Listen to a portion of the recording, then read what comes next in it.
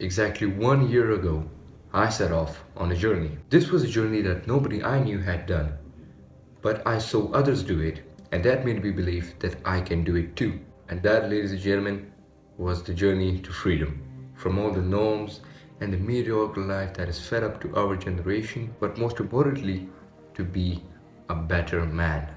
It's been almost a year from them, and I'm still not where I want to be, not even close. But on the way, I have faced some of the hardest challenges, made some of the biggest mistakes, and faced some of the biggest failures, which taught me some hard lessons. The 1 year ago, me wouldn't even imagine that I'm going to learn lessons like these on the way. So these are the 4 important lessons that I learned on the way. But first, let me be real to you.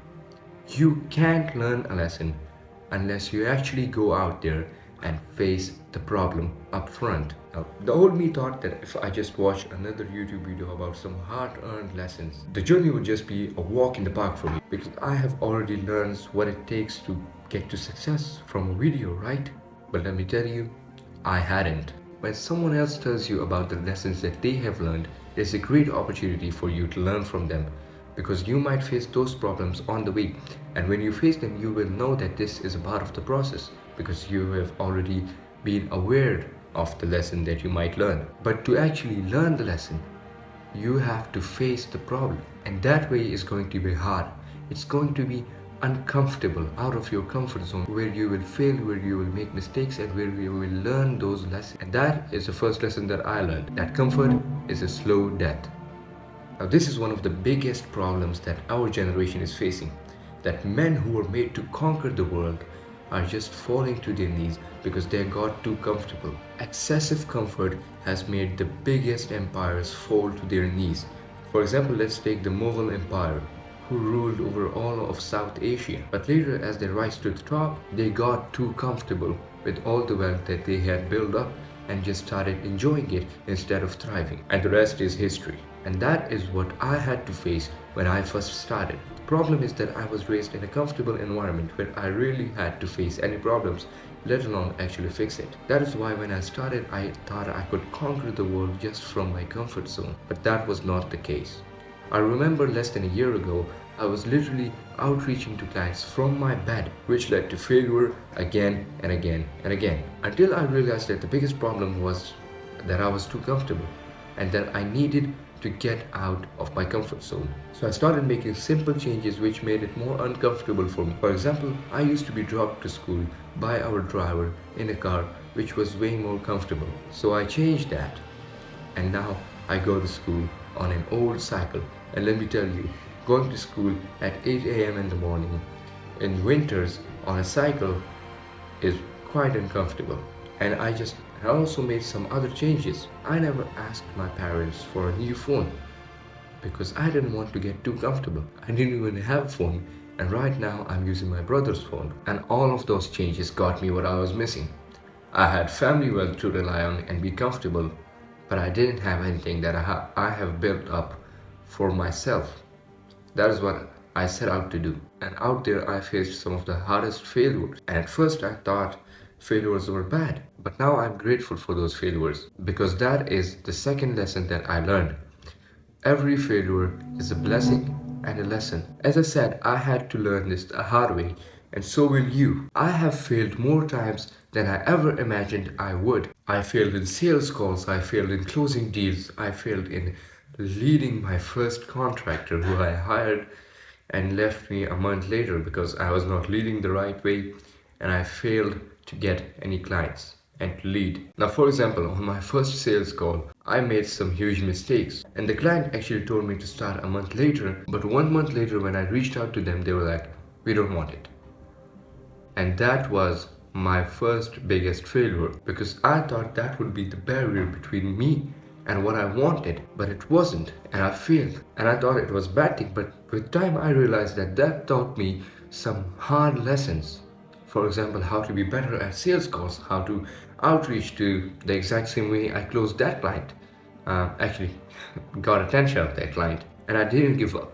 I tried again and again and again and failed some more times and learned even more lessons because I built up discipline. And you need to build up discipline too, because all of those failures will destroy your motivation. You will have to rely on discipline to keep you moving forward. And if you for once built up discipline, no one can take it away, no matter how much times you fail. So remember this, every failure is a lesson.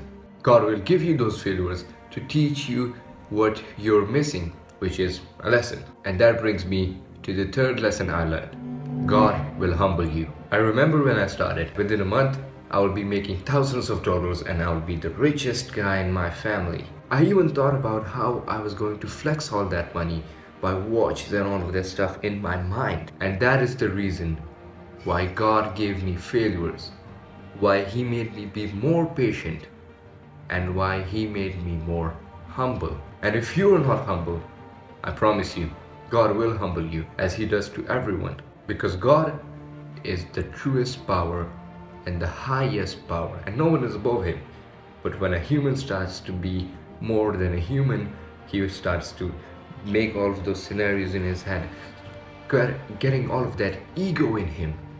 That's when God decides to humble you and bring you back to your place where you will be the best, by the way. But one thing that you need to realize is that God is not just humbling you, but is actually testing you. Let me repeat that. God is testing you to see if you actually want what you want and if you're fully committed to it and want it deeply. But let me clarify, God already knows that you want it and if you will achieve it or not. So the reason why He tests you is because He wants to make you realize that if you want it deeply or you're just dipping a toe. Because when you fail, you can't actually blame it on God. And as He made me face more failures, He delayed my success, and He is still delaying it, by the way, to make me more patient. And I haven't seen any results, but I have seen myself change. I have become more patient and a lot better than who I was a year ago. So that is what you need to realize. God will humble you because He doesn't like ego. Ego is the enemy after all. So if you're starting right now, let's put all the thoughts about the money and the flexing stuff aside and think about how you can be patient and more humble. Gradually, as you start to succeed, the people around you will see your success, even though you wouldn't want them to see, but they will see. And that is how you can flex without even flexing. All thanks to God, because He humbled you. But let me tell you, being humble and starting and doing everything will not be easy. It will be the hardest thing that you ever did. Which brings us to the fourth lesson that I learned. It's not sunshine and rainbows. I'm sure you have got it by now. It's not easy.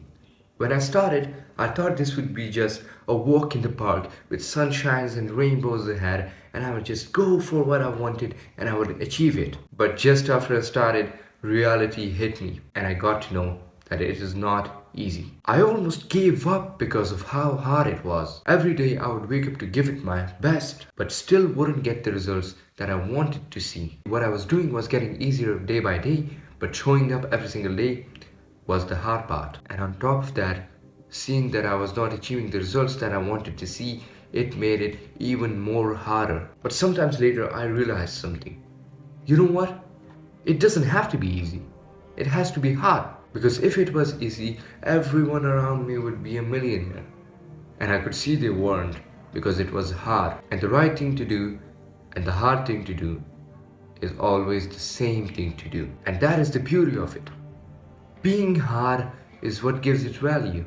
It is what makes it precious. It is why people like me and you follow it. So remember this.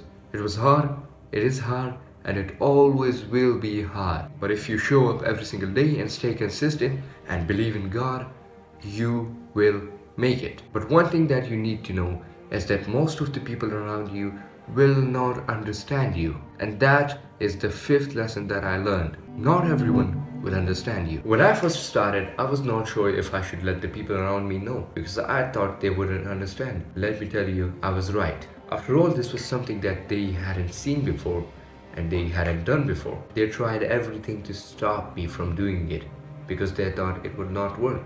I was just stupid. And I respect them for doing that because they loved me and they didn't want me to fail. but this was something that they just didn't understand. Now, first, you need to understand this. What you're starting will likely be something that the people around you, that your parents have not seen yet. That is why you need to respect them, because they love you and they want to protect you. After all, starting business in your parents' time was one of the most riskiest thing to do. But nowadays, technology has been so advanced that you can literally start a business with $0, a service-based business with the minimal amount of risk. So how do you make your parents or others understand?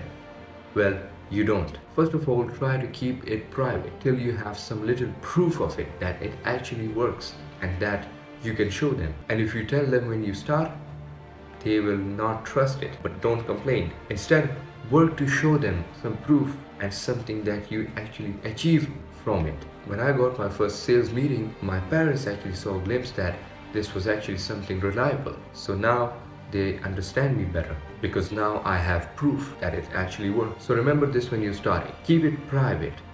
Just work hard to gain some little success that you can actually show your loved ones that it actually works, and then they will understand you better. And remember, only show it to the ones who are the most closest to you. So after all the mistakes and failures, these were some of the most important lessons that I learned, and there are more which I will reveal as we go further. And now I want you to know this. Building a business or starting something new is not easy.